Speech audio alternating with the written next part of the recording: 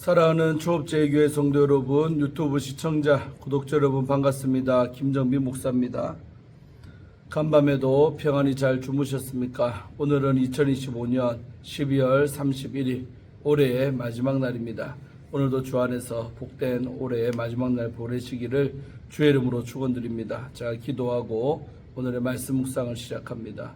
하나님 아버지 감사합니다. 올해도 이렇게 벌써 마지막 날이 되었습니다. 오늘 이 하루도 주님 뜻대로 살게 하시고 하나님의 영광을 나타내는 저희들 다 되게 도와주시옵소서.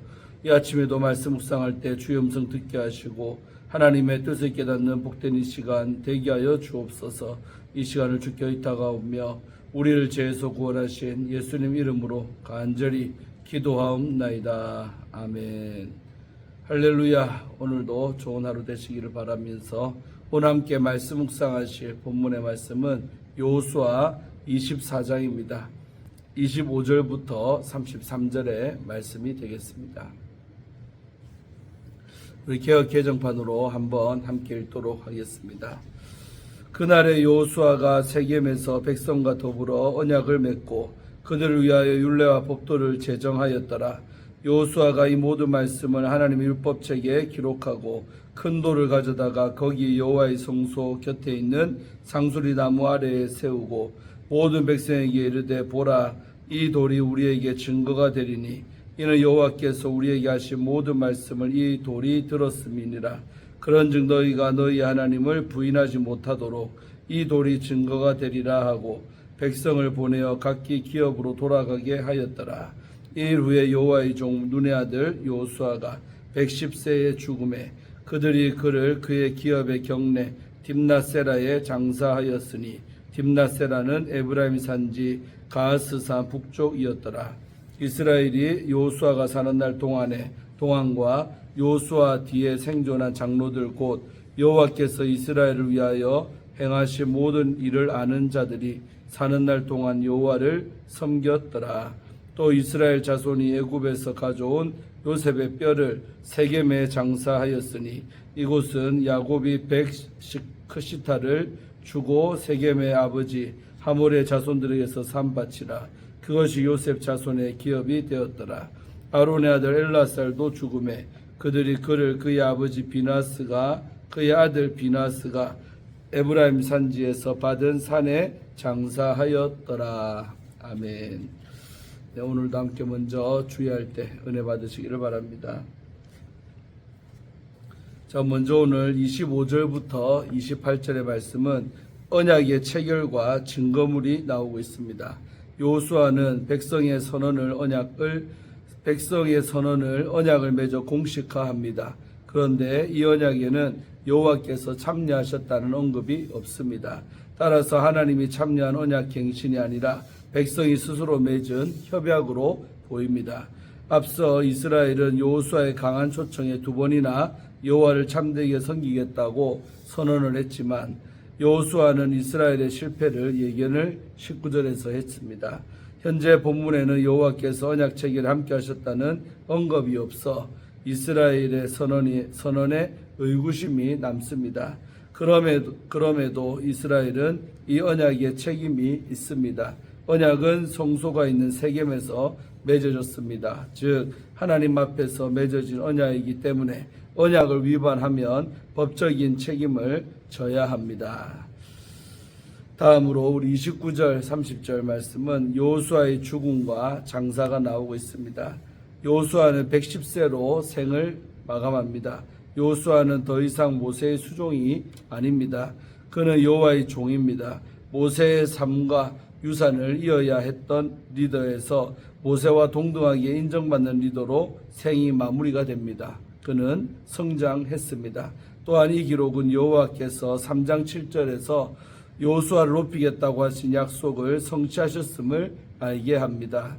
여호수아는 자신이 거주지로 삼았던 딥낫세라에 묻힙니다.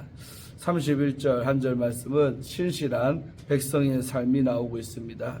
이스라엘은 여호수아가 살아있는 동안에 그리고 여호수아가 죽은 후에도 여호와의 일하심을 아는 장로들이 살아있는 동안에 신실하게 행했습니다. 이 표현은 이스라엘을 칭찬하는 것인가? 이 표현에서 저자의 두 가지 의도가 엿보입니다. 하나는 불길함을 암시하는 것입니다. 왜냐하면 이스라엘의 신실함을 시간적으로 제한해 보고했기 때문입니다. 실제 사사기 2장 7절의 내용은 본절과 거의 동일한데 사사기 2장 7절 이후로는 이스라엘이 여호와를 배교한 사건이 보고됩니다. 따라서 31절은 단순히 이스라엘의 신실함을 묘사한 것이 아니라 오히려 신실하지 못할 가능성이 있는 미래를 암시한 것입니다. 또 하나는 교훈의 기능입니다. 사실 이 표현은 역사적 사실의 차원에서만 보면 의아하게 들릴 수가 있습니다. 왜냐하면 이스라엘은 토착민을 완전히 제거하지 않은 채 그들을 공동체에 수용했기 때문에 명령에 완전히 순종했다고 볼 수가 없습니다. 그러나 여호수아서는 이스라엘이 하나님의 뜻을 성실히 수행했음을 신학적으로 규정합니다. 11장 15절에 나오죠. 다시 말해 토착민 제거 여부가 아니라 주어진 상황 속에서 하나님의 뜻을 이루려 한 신실한 태도로 여호와께서 이들을 신실하게 평가하신 것입니다. 따라서 이 본문은 후대 독자들에게 신실함이란 무엇인가를 가르치는 교훈적인 모델로 기능을 합니다. 현장을 목격하지 못한 세대에게 본문은 신실함의 본질, 즉 하나님이 행하신 일을 기억하며 그 뜻을 최대한 이루려는 삶의 방향성을 제시합니다.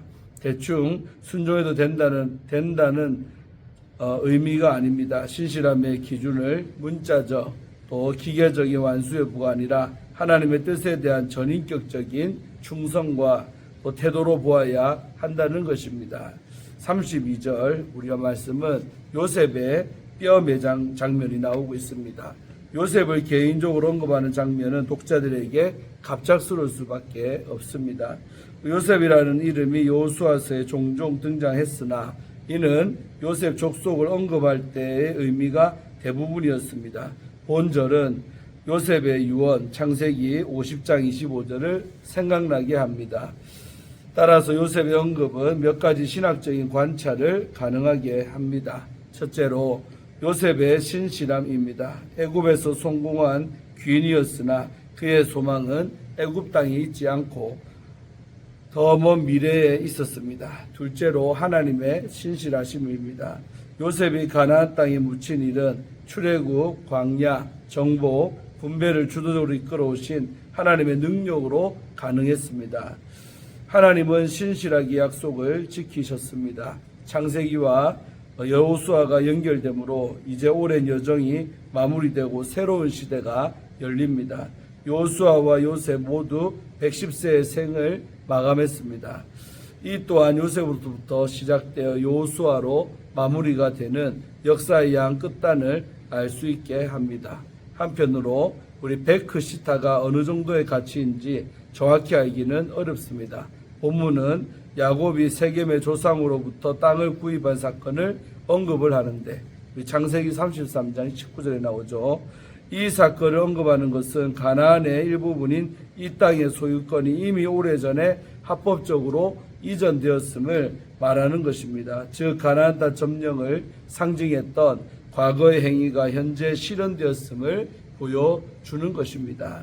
마지막으로 우리 33절 말씀 보면 엘르아살의 죽음이 나오고 있습니다. 여호수아서는 엘르아살의 죽음을 보고함으로 끝을 맺습니다. 엘르아살은 땅의 분배 과정에서 중요한 역할을 했습니다.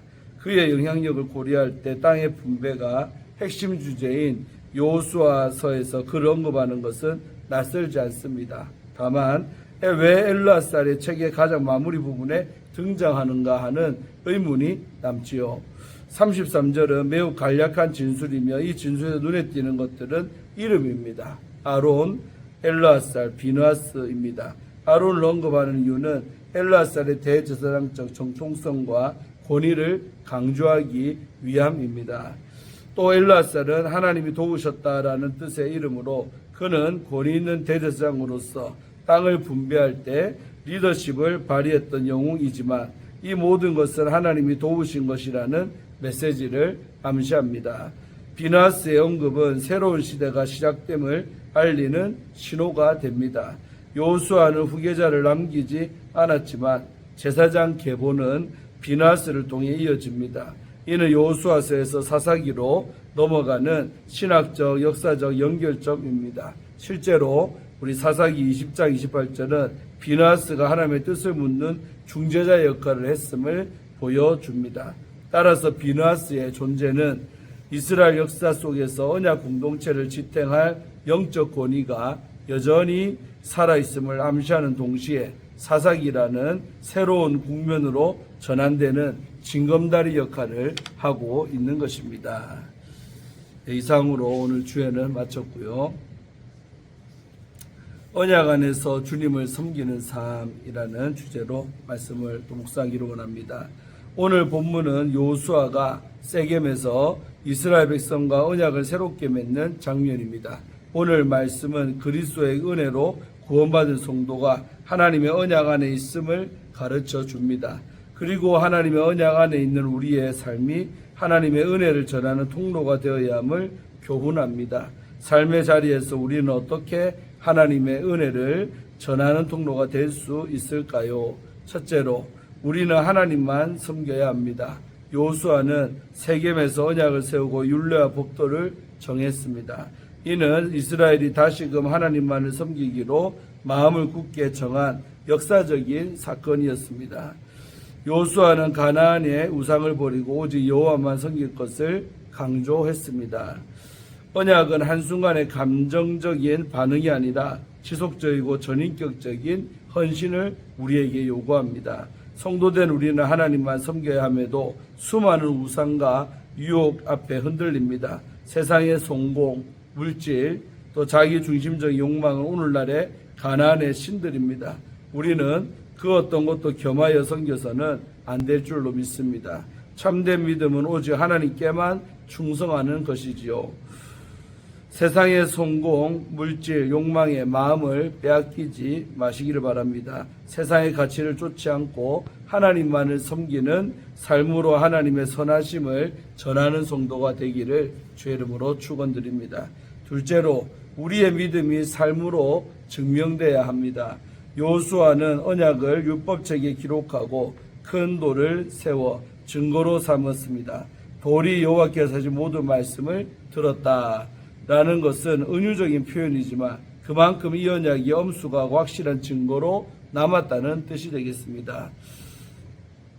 오늘 우리의 신앙에도 돌과 같은 언약의 증거가 필요합니다. 바로 그 증거가 우리의 삶 자체입니다. 우리가 하나님께 드린 고백과 헌신은 말로만 그치지 않고 행동으로 증명되어야 합니다. 즉 우리는 예배의 자리에서 한 고백이 일상 속에서도 동일하게 드러나야 합니다.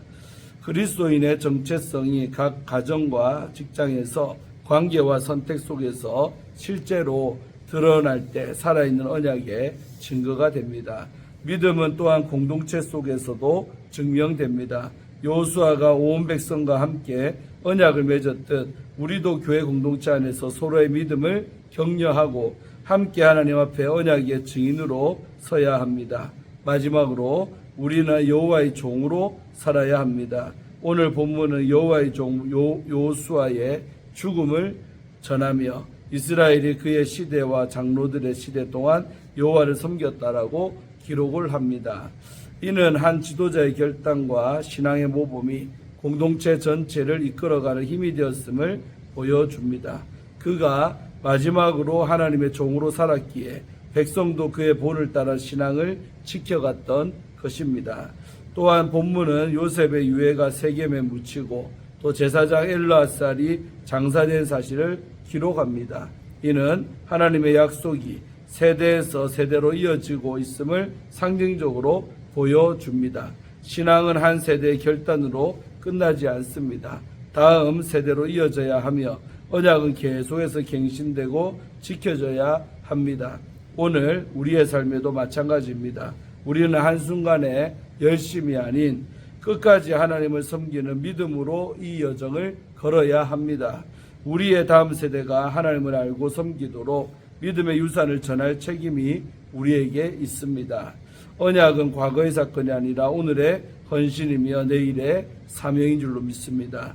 여호수아처럼 여호와의 종이라는 이름으로 우리의 삶이 마무리되기를 간절히 소망합니다.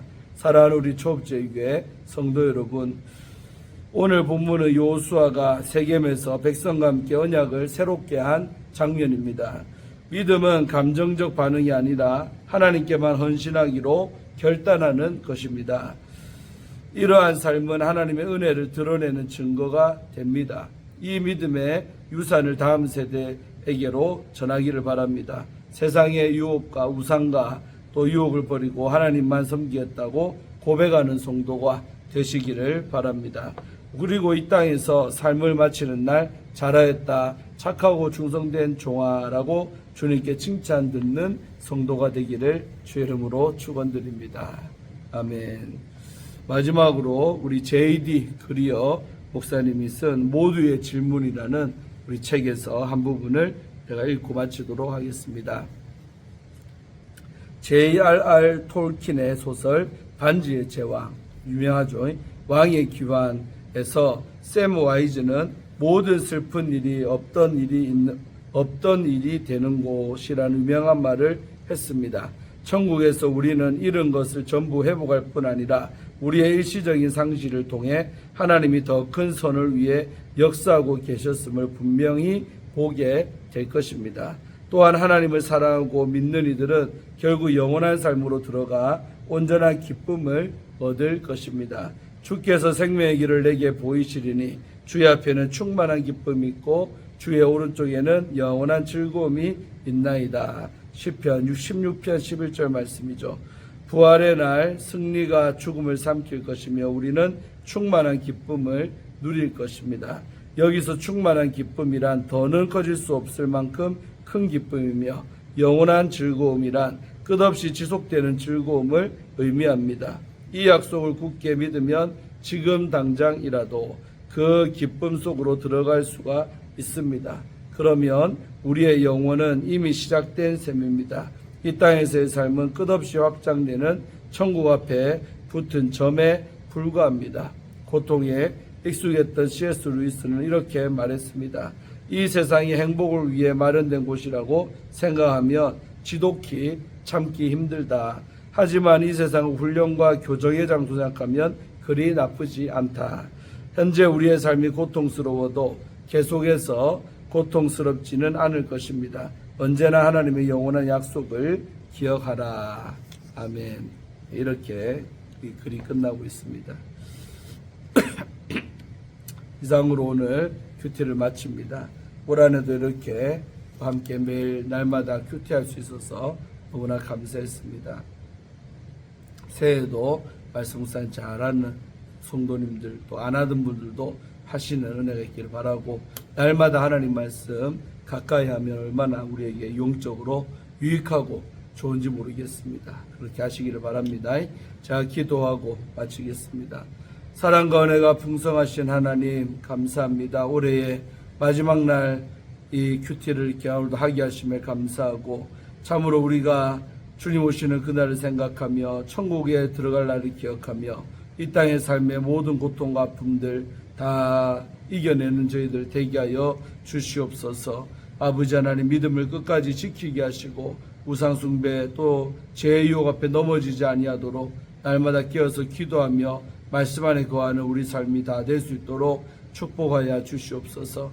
여호수아가 끝까지 아름답게 생을 마치고 또 모세와 같이 모세의 종으로 시작했지만 결국은 모세와 동일한 그런 영적인 지도자로 인정받았던 것처럼 우리도 시작은 미약하나 끝은 장대해지는 놀라운 축복을 받아 누리는 우리의 삶이 되게 역사하여 주시고 또 이제 내일이면 새로운 한 해가 시작이 됩니다. 새로운 한 해는 날마다 더욱더 하나님 말씀을 사랑해서 아침마다 하나님 말씀 묵상하며 하루를 시작할 수 있는 우리 모든 성도들 되게 하시옵소서. 주께서 축복하시는 2026년이 될 줄로 믿사옵고 오늘 하루도 잘 마치며 오늘 밤 늦게 우리 송구여신 예배가 있는데 또 많은 우리 영혼들 다 나와서 함께 새해를 예배드림으로 시작하는 저희들 다 되게 하여 주옵소서.